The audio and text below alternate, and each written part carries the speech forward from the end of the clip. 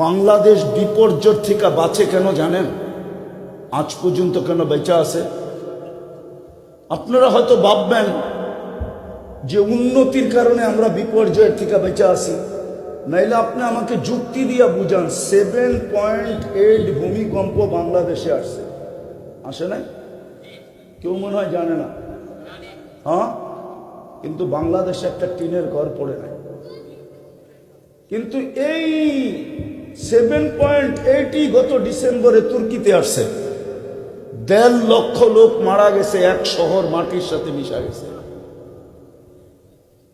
বলেন সারা দুনিয়া যেই চিৎকার দিতেছিল বাংলাদেশকে করুণা নিয়া, যে বাংলাদেশের মতো বিপর্যয় কখনো হয়, কোথাও হবে না, ওই তুলনায় বাংলাদেশে কোনো বিপর্যয়ই হয় নাই।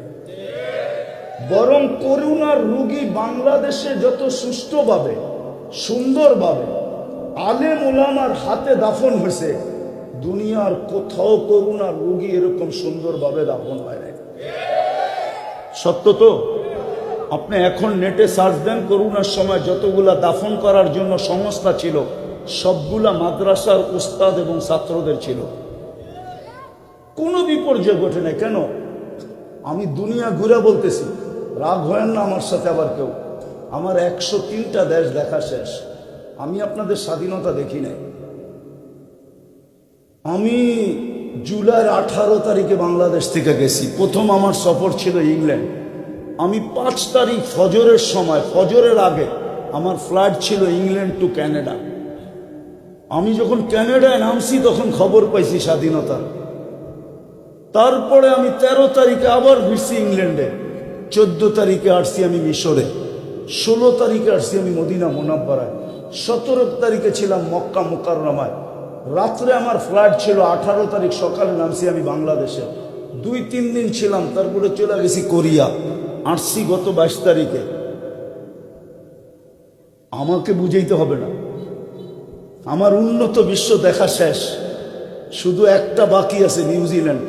ইনশাআল্লাহ অচিরেই ওইটাও পুরো হবে। বাকি কোনো উন্নত বিশ্ব আমার বাকি নাই। আমি অহংকার করে বলতেছি না, বুঝানোর জন্য। বাংলাদেশটা শুধু বেঁচে আছে 2 থেকে 3টার পরিবেশের কারণে, নাইলে এই দেশ বাঁচার কথা না। যেই দেশে মা বাবা সন্তানের হাতে নিরাপদ না, মুসলমান মা বাবা, ওই দেশ বাঁচার কথা না। রাগ হয়ে যান না।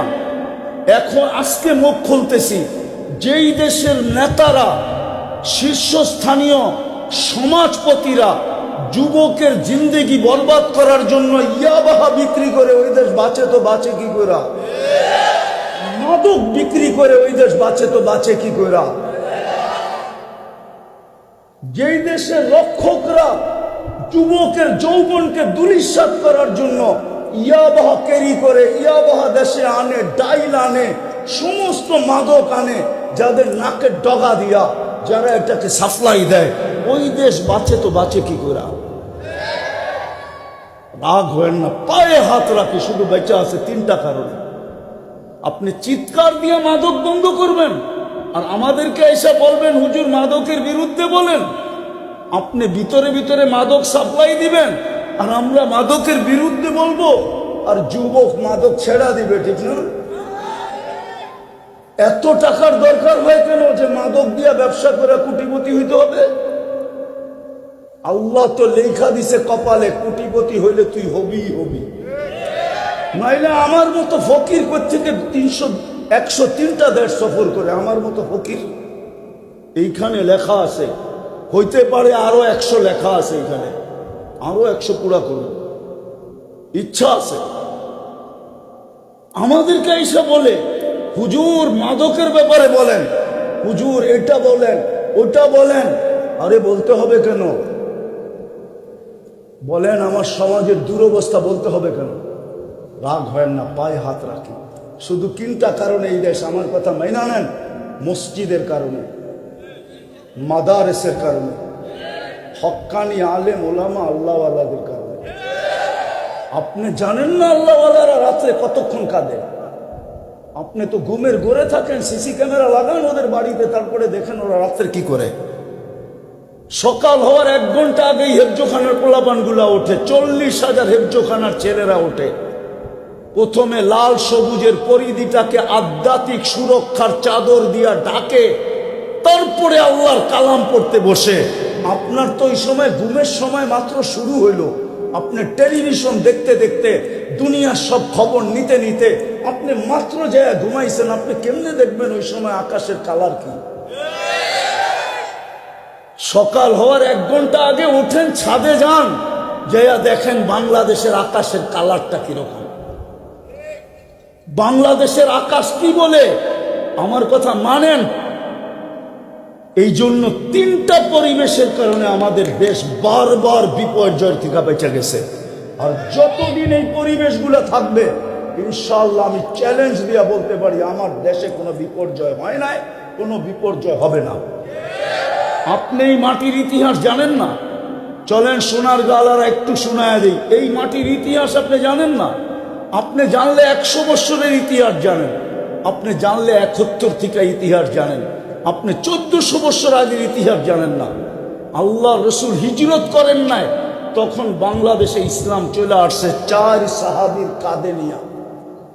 একজনের নাম আবু ওয়াক্কাস, একজনের নাম মুহাব ইবনে মালিক, একজনের নাম কাসিম ইবনে হুযাইফা, একজনের নাম উরওয়া ইবনে সাসা। একটু আগে বলতেছিলাম না, আজ থেকে 800 বছর আগে হাদিস নিয়ে আসছেন আবু তাইয়াম রাহমাতুল্লাহ আলাইহি। আর এই সোনারগাঁর মাটিতে বসে কালা কালা রসুল পড়াইছেন। এই জন্যই তো একটু আগে বলতেছিলাম, হইতে পারে এই মাটির নিচে সোনা আছে, কিন্তু খুইদা উঠাইতে হবে।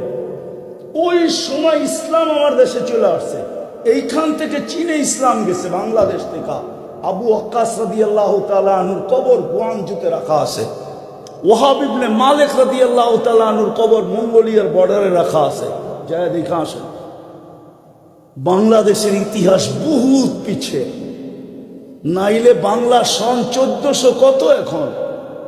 আরে বলেন না কত? আর আরবি সন কত? 1446। 41 আর 46, 31 আর 46, কয় বৎসরের ডিফারেন্স? হ্যাঁ, কত বৎসরের? 15 বৎসরের ডিফারেন্স। আপনার বাংলার ইতিহাস 1400 বৎসর আগে। আপনি জানেন না এই মাটিতে কি লেখা আছে? এই মাটি কোন মাটি আপনারা জানেন না। এই জন্য এই মাটি নিয়ে যেই খেলো, এটা আমার বিশ্বাস, আমি আগের থেকেই বলে আসতেছি, এই মাটি নিয়ে যদি কেউ খেলতে চায় তাহলে এই মাটি বেশি দিন ওকে খেলতে দেয় না।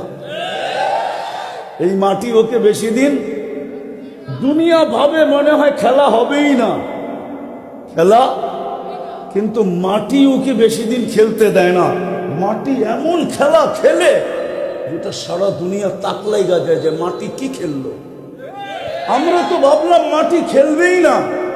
এটাই মাটির খাসিয়ত, এই মাটির বৈশিষ্ট্য। আপনি জানেন না বাংলাদেশের মাটির বৈশিষ্ট্য কি? সময় নাই, তাহলে আমি বাঙালি তারিখ আপনাদেরকে শুনাইতাম। আমি জানি বাংলা তারিখ কি। আমি 100 বছরের তারিখ জানি না, আমি 1400 বছরের তারিখ পড়ে রাখছি। এই মাটির খাসিয়ত আমার জানা আছে। এই জন্য পায়ে হাত দিয়া বলি, এই 3টা পরিবেশকে ধরে রাখেন, রাখবেন পাক্কা।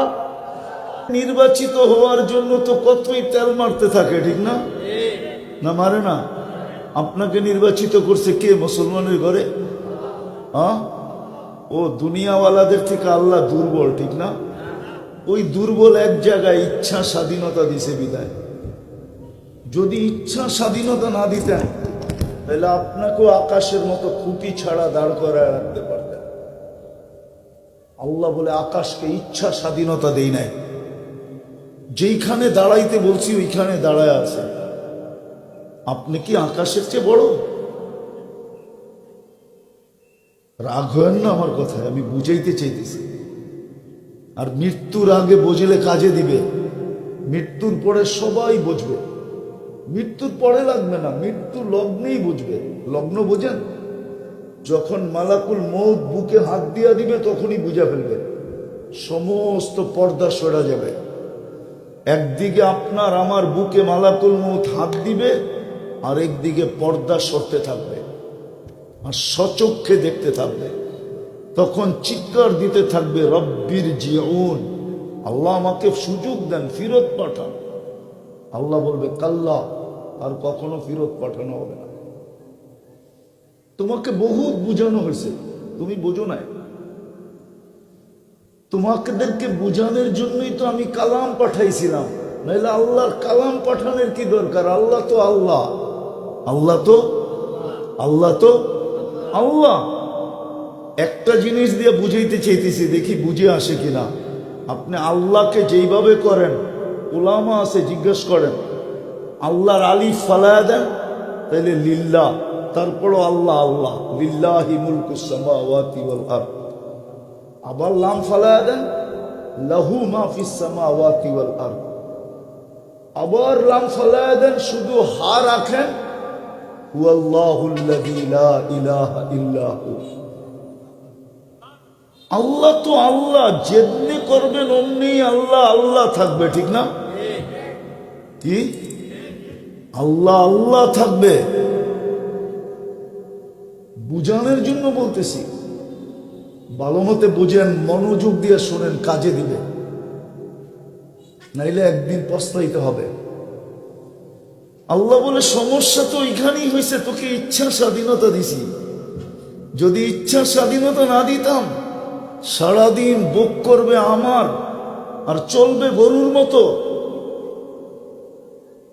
রাগ হয় না, গরুর যেমন উত্তর নাই, দক্ষিণ নাই, পূর্ব নাই, পশ্চিম নাই, ওরমই তো জীবন কাটাইতেছে, ঠিক না? সামান্য দুনিয়ার ব্যক্তিত্বের কাছে একটু কাছের হওয়ার জন্য সারাদিন পিছ পিছ ঘুরতে থাকে, না ঘুরে না? হ্যাঁ, না ঘুরে না? ঘুরে, সত্য তো। হ্যাঁ, ওরে যদি জিজ্ঞাসা করি, তুই আজকে সারাদিনে আল্লাহর কাছে কয়বার গেছিলি বল? আল্লাহর কাছে যাওয়া তো যায় ডেলি, না যাওয়া যায় না?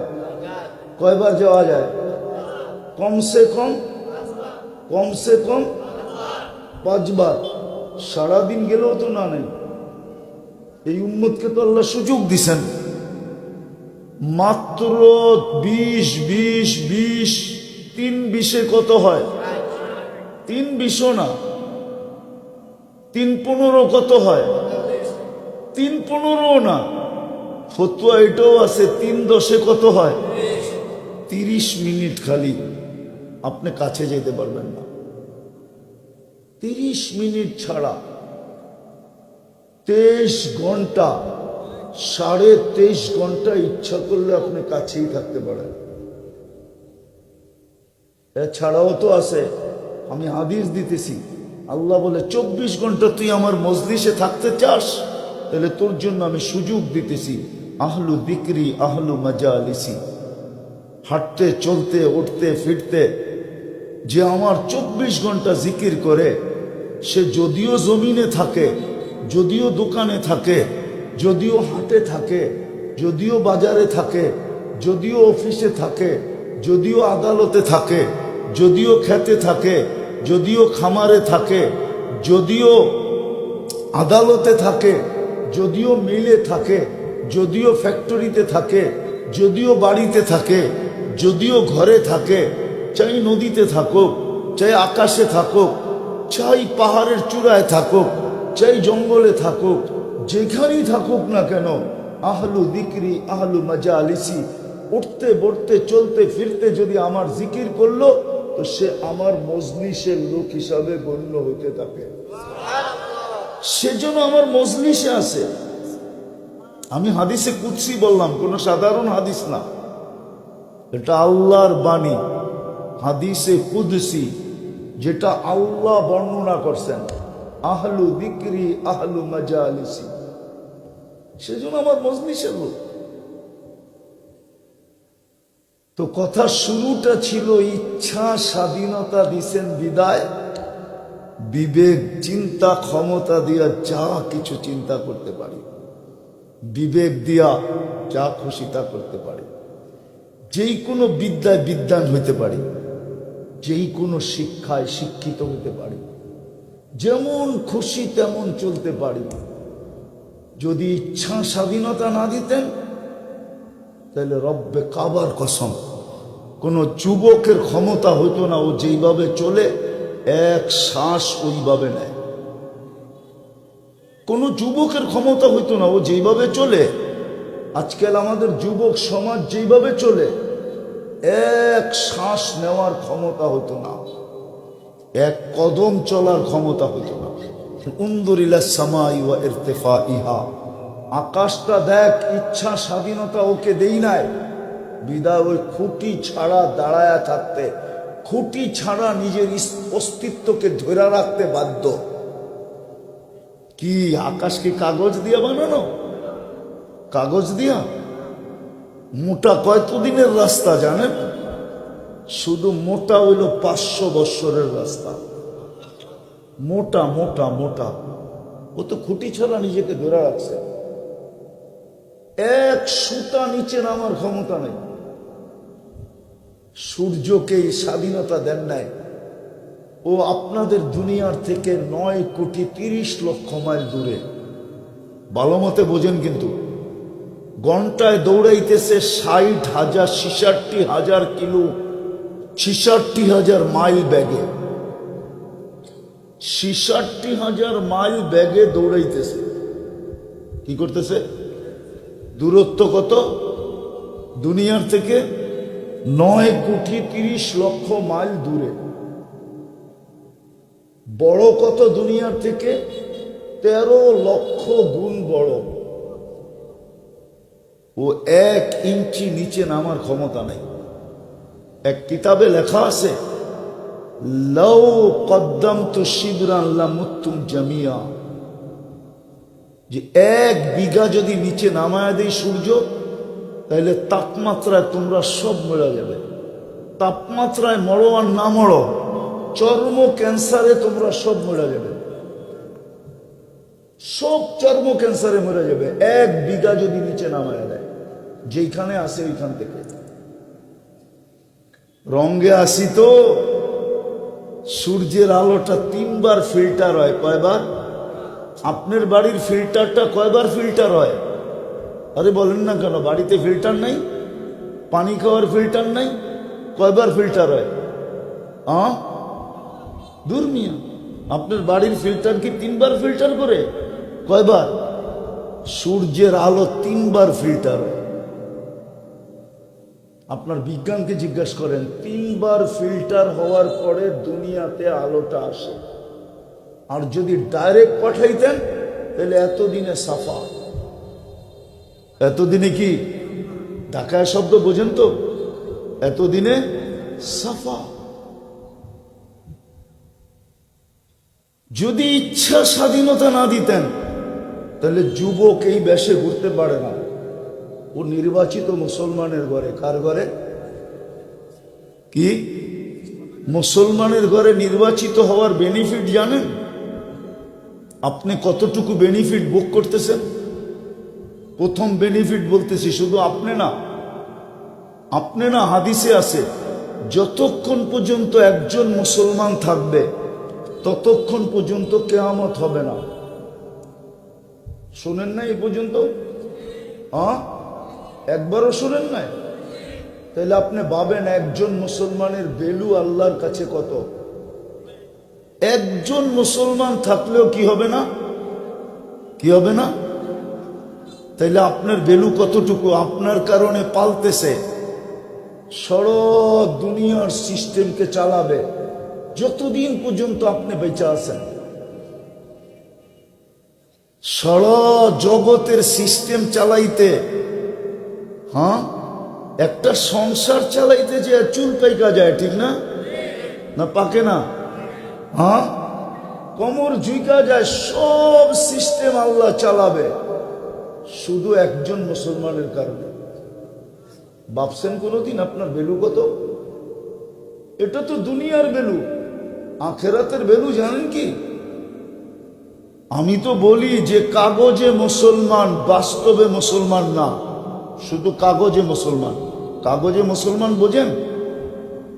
সরকারিভাবে বা কোথাও কোনো প্রতিষ্ঠানে যেইখানে কোনো ফর্ম ফিল আপ করতে যায় লিখতে হয় ধর্ম কি, ওইখানে ও কাগজে লেখা আসছে আমি মুসলমান, ইসলাম আমার ধর্ম, ওরে বলে কাগজে মুসলমান।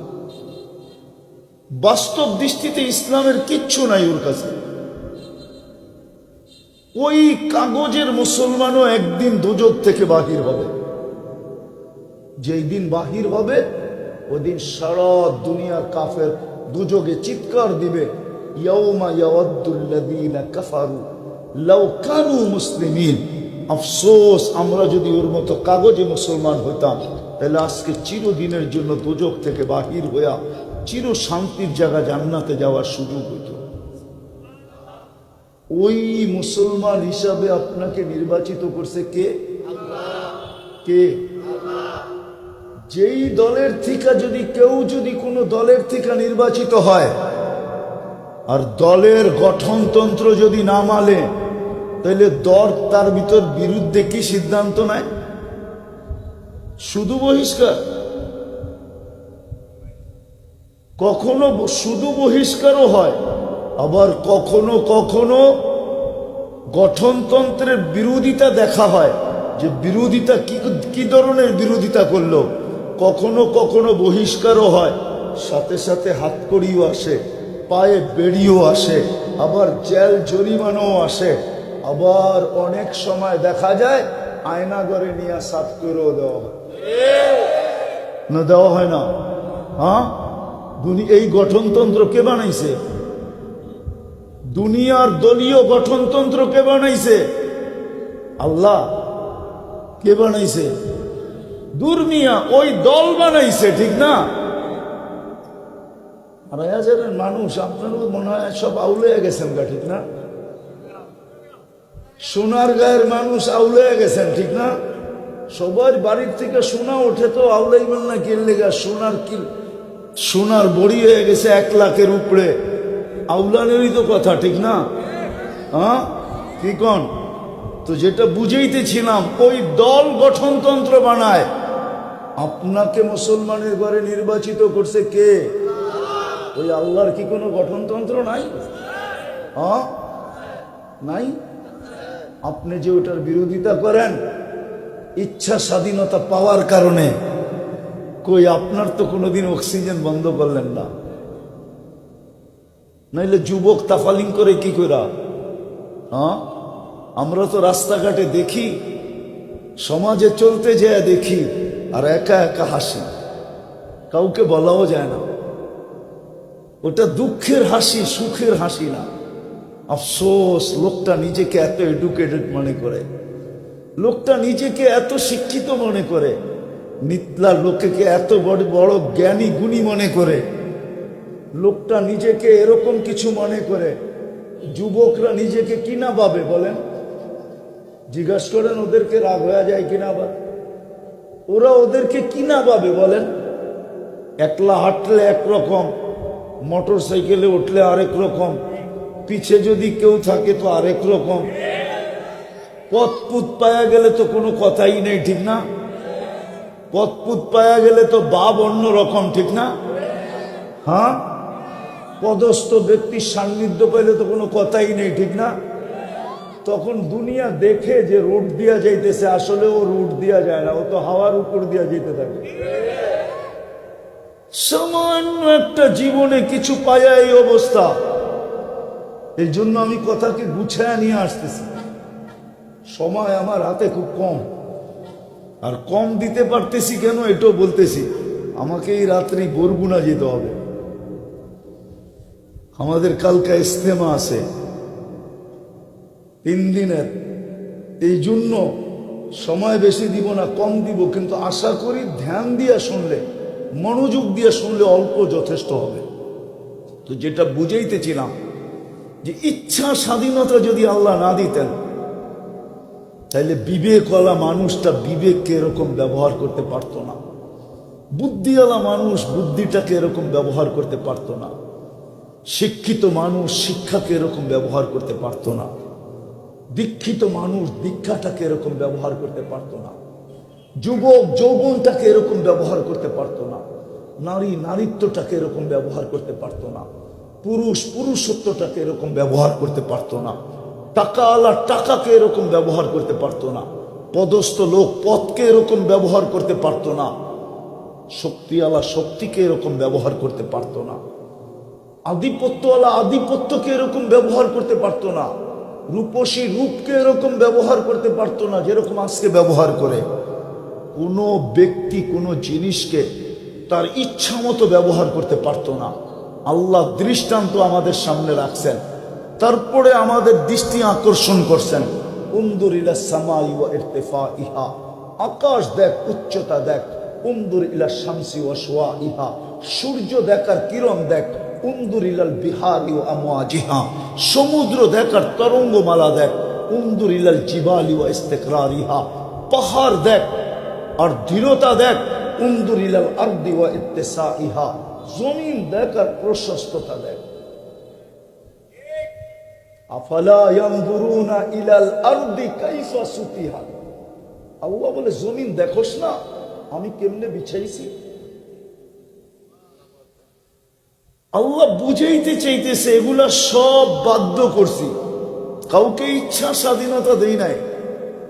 কিন্তু একটা কথা এটাও সত্য, আপনার ইচ্ছা স্বাধীনতা কতদিন? কতদিন বলো যুবক, তোমার ইচ্ছা স্বাধীনতা কতদিন? নারী বলুক নারীত্বের ইচ্ছা স্বাধীনতা কতদিন? পুরুষ বলুক পুরুষের ইচ্ছা স্বাধীনতা কতদিন? শিক্ষিত বলুক শিক্ষার ইচ্ছা স্বাধীনতা কতদিন? আধিপত্যওয়ালা বলুক আধিপত্যের ইচ্ছা স্বাধীনতা কতদিন? শক্তিওয়ালা বলুক শক্তির ইচ্ছা স্বাধীনতা কতদিন? সম্পত্তিওয়ালা বলুক সম্পত্তির ইচ্ছা স্বাধীনতা কতদিন? ইলা আজালিন মুসাম্মা, একটা নির্দিষ্ট সময় পর্যন্ত। হাত্তা ইউদরিকাল মাউত, মৌত আসা পর্যন্ত ইচ্ছা স্বাধীনতা, শুধু মৌত আসা পর্যন্ত। মৌত আসতে দেরি, ইচ্ছা স্বাধীনতা ছিনায় নিতে দেরি করবেন না। ইচ্ছা স্বাধীনতা শেষ, ইচ্ছা স্বাধীনতা শেষ,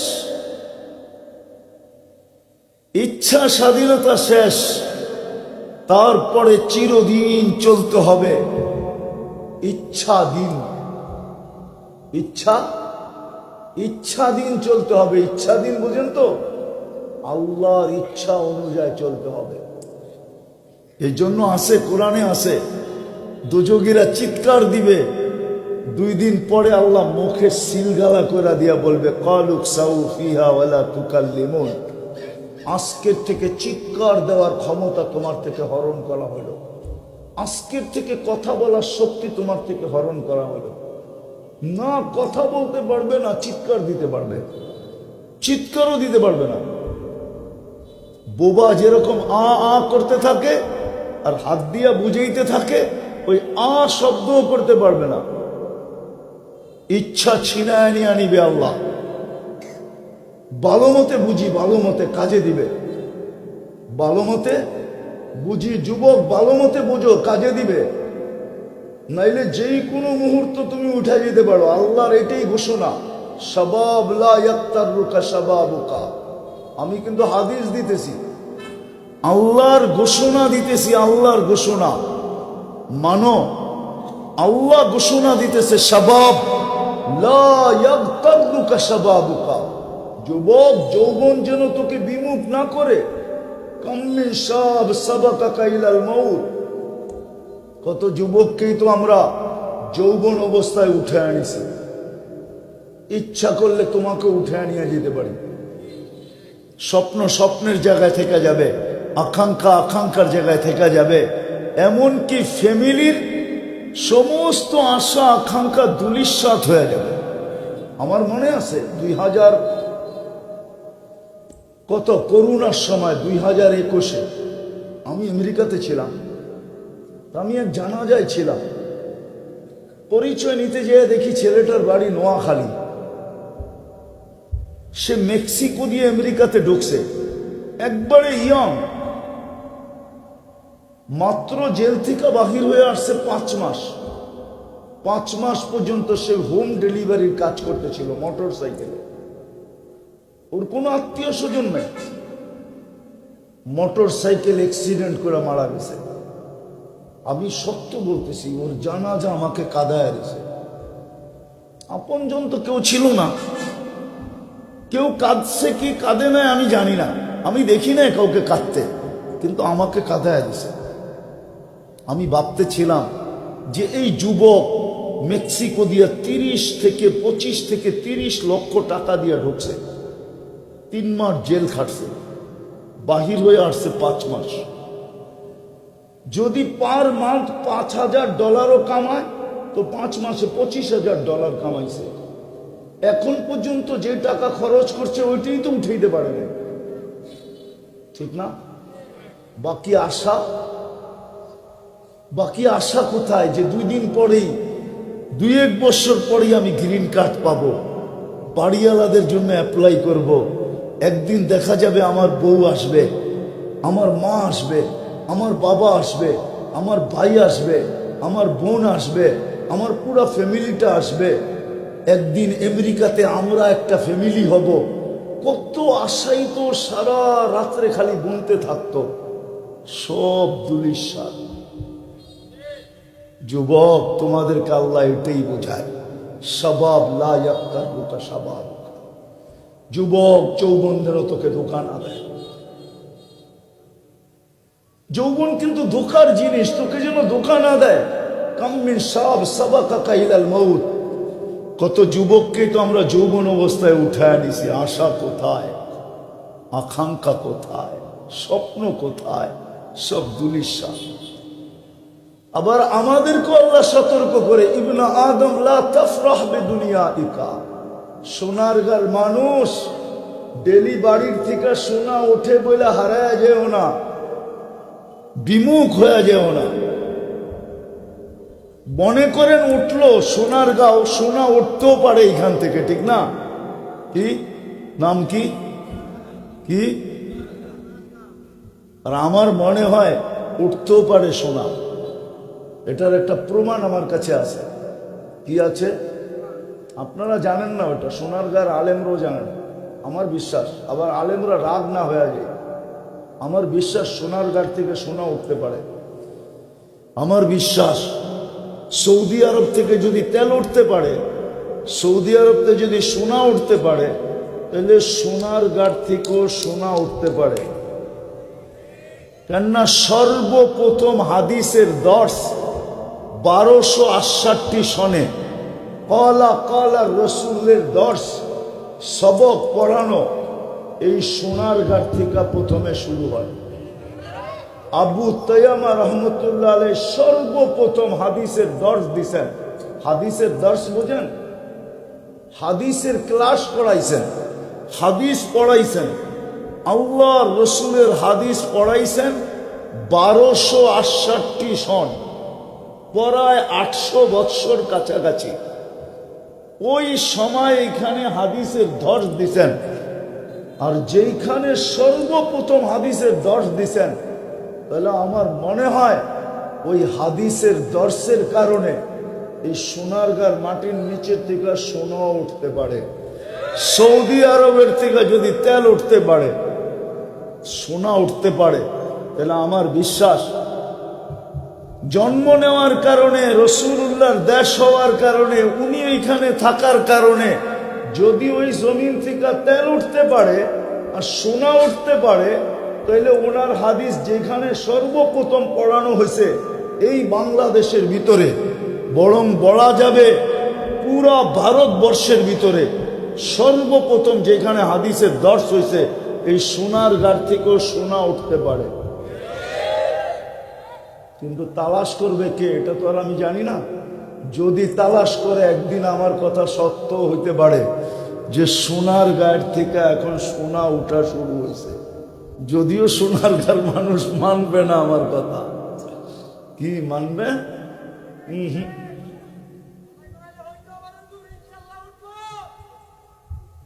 কেননা হাদিসের দর্শ হয়েছে সর্বপ্রথম কলা রাসূল সাল্লাল্লাহু আলাইহি ওয়াসাল্লাম। আমার বিশ্বাস হইতে পারে যেটা বললাম যেটা বুঝাইতে চাইতেছিলাম আমি, ওইটা আজকে বুঝা উঠলে কাজে দিবে, যেটা আমি বুঝাইতে চাইতেছিলাম। এই জন্য আল্লাহ আমাদেরকে বলছেন তোমাদের বাড়ির থেকে শোনো উঠতে পারে, কিন্তু মানুষ হারা যেও না, বিমুখ হয়ে যেও না, কেননা তুমি চিরঞ্জীব না। তুমি চিরঞ্জীব না, চলে যেতে হবে। বিদায় একটা কথা বুঝাইতে চাইতে এতগুলা কথা বললাম। আজকে যে আল্লাহ ইচ্ছা স্বাধীনতা দিছেন, রব্বে কাবার কসম, যুবক যদি তার ইচ্ছা স্বাধীনতাকে, নারী যদি তার ইচ্ছা স্বাধীনতাকে, পুরুষ যদি তার ইচ্ছা স্বাধীনতাকে, শিক্ষিত যদি তার ইচ্ছা স্বাধীনতাকে, প্রত্যেক ব্যক্তি যাকে মুসলমানের ঘরে আল্লাহ অস্তিত্ব দিয়েছেন, নিজে নির্বাচিত করা। কে নির্বাচিত করা? আল্লাহ নিজে নির্বাচিত করা। শুধু মুসলমান না, আরো বড় একটা পুরস্কার আছে। শুধু মুসলমানের ঘরে নির্বাচিত করেন নাই, উম্মতে মুহাম্মদী হিসাবে বাছাই করছেন। কি করছেন? যতবার সুবহানাল্লাহ বলবেন কম হবে, যতবার শুকরিয়া আদায় করবেন কি হবে? কম হবে। রব্বে কাবার কসম, যত শুকরিয়া আদায় করব কম হবে।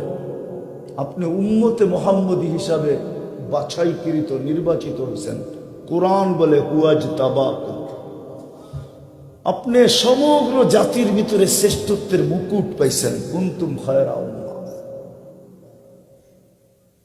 আপনি সমস্ত জাতির ভিতরে সবচেয়ে বেশি সুযোগ সুবিধা পাইছেন। আপনার মতো সুযোগ সুবিধা কেউ পায় নাই। আপনি যদি এক লাইলাতুল কদর ধরেও, যদি এক লাইলাতুল কদর পায়েও যদি 80 বছর কাটায় দেন আর কিচ্ছু না করলেন, আর আপনি যদি কবরে চলে গেলেন, আল্লাহ যদি জিজ্ঞাসা করলো তুই কি নিয়ে আসছিস, তো আপনি বুক ফুলায় বলতে পারবেন এক লাইলাতুল কদরই তো 83 বছর, আমি তো দুনিয়ায় ছিলাম 80 বছর, 80 থেকে 80 বাদ দিয়া দেন, তারপরও তো 3 বছর 4 মাসের পাওনা আমি আপনার কাছে, আপনি আমার কাছে পাবেন কোথায়? বিদায় আমি কথার শেষ জায়গায় চলে আসছি, আর বাড়াইতে চাইতেছি না কথায়, বিলকুল শেষ জায়গায় চলে আসছে। আজকে যদি ইচ্ছা স্বাধীনতাকে আল্লাহর ইচ্ছাধীন আর আল্লাহর রসুলের ইচ্ছাধীন করতে পারেন, ইচ্ছাধীন করতে পারেন, আল্লাহর ইচ্ছাধীন, আল্লাহর রসুলের ইচ্ছাধীন যদি করতে পারেন, তাইলে একদিন আসবে চিরদিনের ইচ্ছা, ইচ্ছা বাস্তব ইচ্ছা স্বাধীনতার সুযোগ, আপনি বাস্তব ইচ্ছা স্বাধীনতার সুযোগ আপনি জান্নাতে পাবেন। আর না হইলে শেষ কথা, শেষ কথা, আর না হইলে আপনার বিবেকের তোকায়, আমি একটু আগেই বলছিলাম যে আল্লাহ যদি ইচ্ছা স্বাধীনতা না দিতেন, তা আপনি চিন্তাধারা দিয়ে সব চিন্তা করতে পারতেন না। আপনি চিন্তা ক্ষমতাকে নিজের ইচ্ছা মতো চিন্তায় কাটাইতে পারতেন না। কেননা মানুষ একটা 3.5 আইতা, বেশি সুখও সইতে পারে না, বেশি দুঃখও সইতে পারে না। বেশি সুখ যদি আসে, কোরআন বলে ইদা মাসাহুল খায়রু মানুয়া ওয়া ইদা মাসাহু শাররু জাজুয়া। এই জন্য হাদিসে আছে, কিতাবে আছে, আমরা দেখছি বহুত বড় বড় ব্যক্তিত্বের যাদের ইশারায় মাটি উল্টাইতো, ওদেরকেও আমরা দেখছি বাচ্চার মতো হাউমাউ করে কাঁদতে। না দেখেন নাই? দেখেন নাই? নাম বলবো? নামও বলা যায়, কিন্তু নাম বলতে চাইতেছি না। যাদের ইশারায় মাটি উল্টায় যেত, সবকিছু উল্টায় যেত, ওরকম মানুষকেও বিপদে পড়লে আমরা হাউমাউ করে কাঁদতে দেখছি। কি করা? হাউমাউ করে কাঁদতে দেখছি। কিতাবের কথাই সত্য, কিতাবে আছে।